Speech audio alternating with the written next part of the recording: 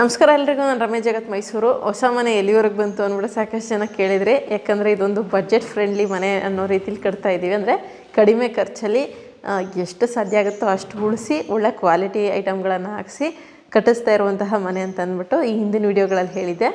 ಆವಾಗ ಹೇಳಿದ್ರಿ, last video ಮಾಡಿದಾಗ ಎಷ್ಟು ಖರ್ಚಾಗಿತ್ತು ಅಂತ ಕೂಡ ಹೇಳಿದ್ದೆ. ಆಮೇಲೆ ಸಾಕಷ್ಟು ವೀಡಿಯೋ ಕಮೆಂಟ್ ಹಾಕಿದ್ರಿ, ಹೊಸ ಮನೆ ಎಲ್ಲಿವರೆಗೆ ಬಂತು ಹೇಳಿ ಮೇಡಮ್ ಅಂತ ಅಂದ್ಬಿಟ್ಟು.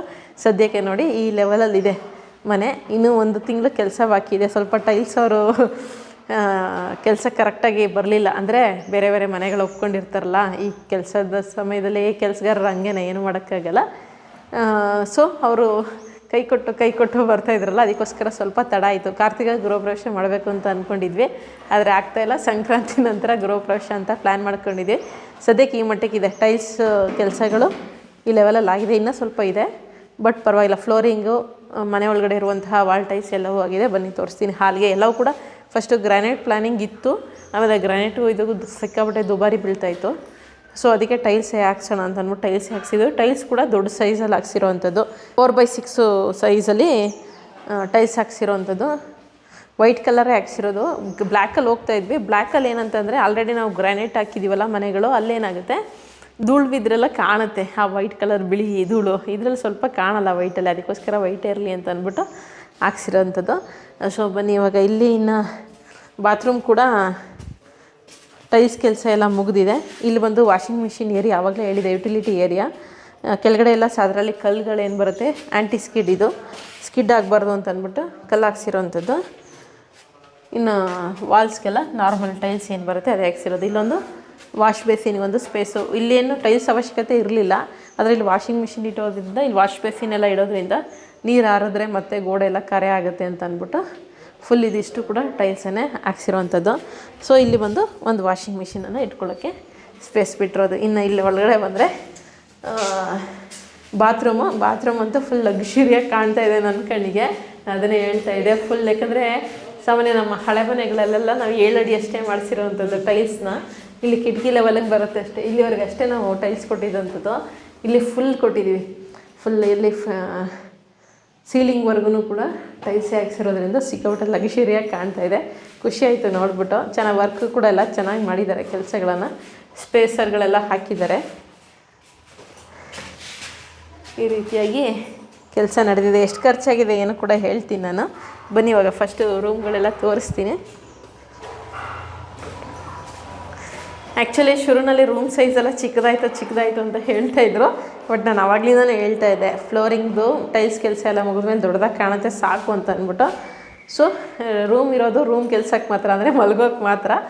ರೂಮ್ ದೊಡ್ಡದಾಗಿದ್ದರೆ ಹಾಲ್ಗೆ ಯಾರೂ ಬರೋದೇ ಇಲ್ಲ, ಆ ಕಾರಣಕ್ಕೋಸ್ಕರ ಹೇಳ್ತಾ ಇದ್ದೆ. ಸೊ ರೂಮ್ ಕೂಡ ಕೆಲಸ, ಫ್ಲೋರಿಂಗ್ ಕೆಲಸ ಎಲ್ಲ ಮುಗಿದಿದೆ. ಇನ್ನು ಇಲ್ಲಿ ಬಂದರೆ ಇನ್ನು ದೇವ್ರ ಮನೆ ಕೂಡ ಕೆಲಸ ಈ ಮಟ್ಟಕ್ಕೆ ಆಗಿದೆ. ಮನೆ ದೇವರು ವೆಂಕಟೇಶ್ವರ ಆಗಿರೋದ್ರಿಂದ ಲಕ್ಷ್ಮೀ ವೆಂಕಟೇಶ್ವರನ ಫೋಟೋ ಹಾಕ್ಸಿರೋವಂಥದ್ದು. ಇನ್ನು 2ನೇ ರೂಮು, ಇದು ಕೂಡ ಸೇಮ್ ಆ ರೂಮ್ ಸೈಜಲ್ಲೇ ಇದೆ.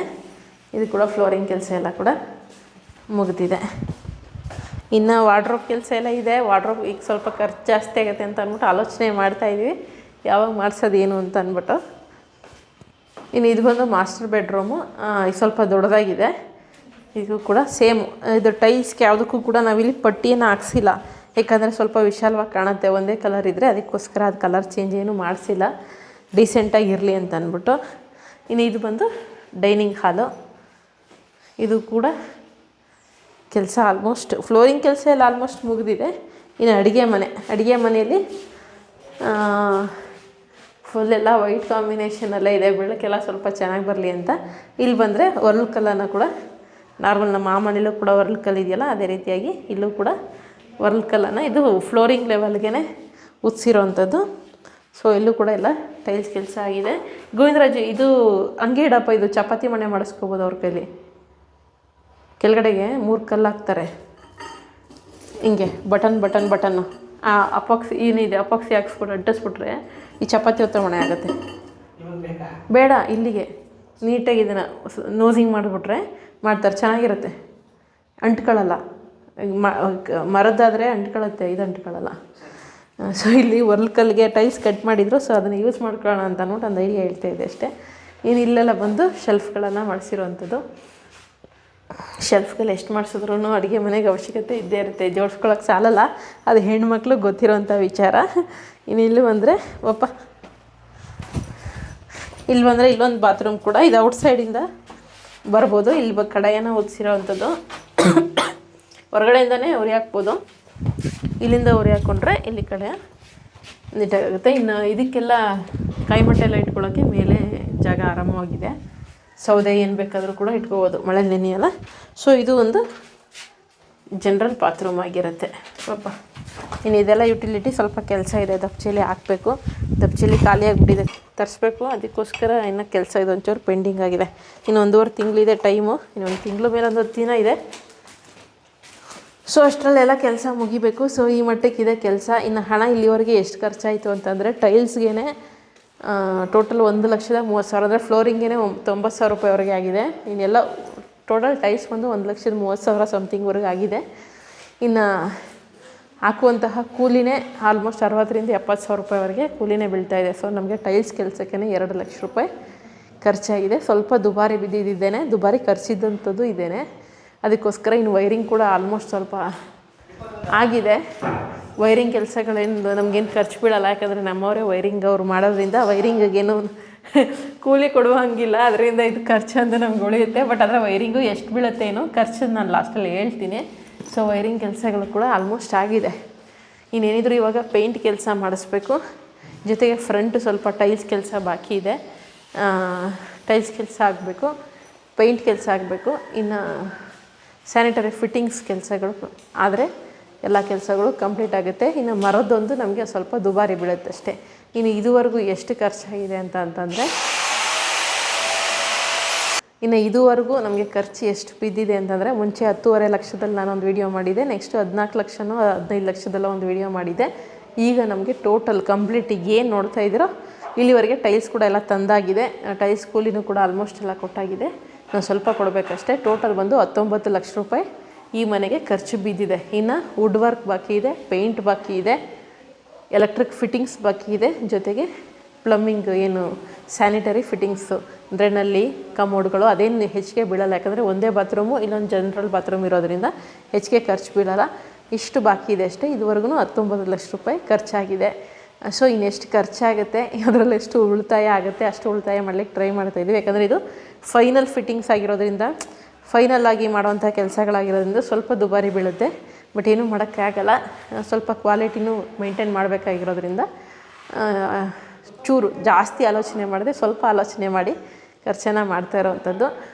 ಸೊ ನೆಕ್ಸ್ಟ್ ಅಪ್ಡೇಟ್ ಬಂದು ಇನ್ನು ಮನೆ ಕಂಪ್ಲೀಟ್ ಆದಮೇಲೆ ಎಷ್ಟು ಖರ್ಚಾಯಿತು ಏನು ಅಂತ ಅಂದ್ಬಿಟ್ಟು ತಿಳಿಸ್ತೀನಿ. ವುಡ್ ವರ್ಕ್ ಎಲ್ಲ ಆದಮೇಲೆ ಮುಂದಿನ ವಿಡಿಯೋ ಮತ್ತೆ ಸಿಗೋಣ. ಸೊ ಬಜೆಟ್ ಫ್ರೆಂಡ್ಲಿ ಆಗಿ ಕಟ್ಟಿಸ್ಕೊತೀವಿ ಅಂದರೆ ಆರಾಮ್ಸೆ ನಾವು 21 ಲಕ್ಷ ಅಷ್ಟೇ ಈ ಮನೆಗೆ ಬಜೆಟ್ ಹಾಕ್ಕೊಂಡಿದ್ದು. 1 ಲಕ್ಷ ಹೆಚ್ಚು ಕಡಿಮೆ ಅಂತೂ ಆಗೇ ಆಗುತ್ತೆ, 1-2 ಲಕ್ಷ ರೂಪಾಯಿ. ಸೊ ಕಂಪ್ಲೀಟ್ ಆದಮೇಲೆ ಎಷ್ಟು ಖರ್ಚಾಯಿತು ಅಂತ ಅಂದ್ಬಿಟ್ಟು ನಾನು ತಿಳಿಸ್ಕೊಡ್ತೀನಿ ಮುಂದೆ. ಇನ್ನು ಅದ್ರ ಜೊತೆಗೆ ನಾನು ಬರೆದಿರುವಂತಹ ಪುಸ್ತಕ ಅವನ ಪ್ರೀತಿ ಆಕಾಶದಷ್ಟು, ಓದುವಂತಹ ಆಸಕ್ತಿ ಇರೋರು ಒಂದು ಲವ್ ಸ್ಟೋರಿ ನಾವೆಲ್ ಆಗಿರುತ್ತೆ, ಒಂದು ಸಿನಿಮಾ ನೋಡಿದಂತಹ ಅನುಭವ ನಿಮಗಾಗುತ್ತೆ. ಸೊ ಆಸಕ್ತಿ ಇರೋರು, ಆಸಕ್ತಿ ಇಲ್ಲದಿರೋರು ಕೂಡ ನನಗೋಸ್ಕರ ಒಮ್ಮೆ ಓದಿ ಅಂತ ಕೇಳ್ತೀನಿ. ನಿಮ್ಗೆ ಇಷ್ಟ ಆಗುತ್ತೆ ಅಂತ ಒಂದು ಭರವಸೆಯನ್ನು ಕೊಡ್ತೀನಿ. ಇಷ್ಟ ಆಗಿಲ್ಲ ಅಂದರೆ ನಿಮ್ಮ ಹಣ ವಾಪಸ್ ಕೂಡ ತಲುಪುತ್ತೆ. ಸೊ ಯಾರಿಗೆಲ್ಲ ಆಸಕ್ತಿ ಇದೆ, ಆಸಕ್ತಿ ಇಲ್ಲದಿರೋರು ಕೂಡ ಒಮ್ಮೆ ಓದಿ ನೋಡಿ. ಪುಸ್ತಕ ಬೇಕಿದ್ದರೂ ಈಗ ಡಿಸ್ಪ್ಲೇಲಿ ಬರ್ತಿರೋಂಥ ನಂಬರ್ಗೆ ಫೋನ್ ಅಥವಾ ವಾಟ್ಸಪ್ ಮೆಸೇಜ್ ಮಾಡಿ, ನಿಮ್ಮ ಒಂದು ಮನೆ ಬಾಗಿಲಿಗೆ ಪುಸ್ತಕ ಬಂದು ತಲುಪುತ್ತೆ. ಪುಸ್ತಕದ ಕೊನೆಯಲ್ಲಿ ನನ್ನೊಂದು ಪರ್ಸ್ನಲ್ ಫೋನ್ ನಂಬರ್ ಇದೆ. ಈ ಡಿಸ್ಪ್ಲೇಲಿ ಬರ್ತಾ ಇರೋದು ನನ್ನ ಪರ್ಸ್ನಲ್ ಫೋನ್ ನಂಬರ್ ಅಲ್ಲ, ಪುಸ್ತಕದ ಒಳಗಡೆ ಇರುತ್ತೆ. ಇದು ಆಚೆ ಪಬ್ಲಿಕೇಶನ್ಸ್ದು. ಸೊ ಪುಸ್ತಕದ ಒಳಗಡೆ ನನ್ನ ಒಂದು ಪರ್ಸ್ನಲ್ ಫೋನ್ ನಂಬರ್ ಇರುತ್ತೆ. ಆ ಒಂದು ನಂಬರ್ಗೆ ನಿಮ್ಮ ಅಭಿಪ್ರಾಯವನ್ನು ತಪ್ಪದೇ ತಿಳಿಸಿ. ಪಾಸಿಟಿವ್ ಆಗಿದ್ರೂ ಓಕೆ, ನೆಗೆಟಿವ್ ಆಗಿದ್ರೂ ಓಕೆ. ಪಾಸಿಟಿವ್ ಆಗಿದ್ದರೆ ಖುಷಿ ಪಡ್ತೀನಿ, ನೆಗೆಟಿವ್ ಆಗಿದ್ದರೆ ಮುಂದಿನ ಪುಸ್ತಕದಲ್ಲಿ ತಿದ್ಕೊಳ್ಳುವಂತಹ ಪ್ರಯತ್ನವನ್ನು ಪಡ್ತೀನಿ. ಇನ್ನು ಇದರ 2ನೇ ಭಾಗ ಇದೇ ಡಿಸೆಂಬರ್ ತಿಂಗಳಲ್ಲಿ ಬಿಡುಗಡೆ ಆಗುತ್ತೆ. ಆದಷ್ಟು ಬೇಗ ನಿಮ್ಮ ಕೈ ತಲುಪತ್ತೆ. ಇದಿಷ್ಟು ಇವತ್ತಿನ ವಿಡಿಯೋ. ಮುಂದಿನ ವಿಡಿಯೋ ಜೊತೆ ಮತ್ತೆ ಸಿಗ್ತೀನಿ. ಧನ್ಯವಾದಗಳು. Thank you so much.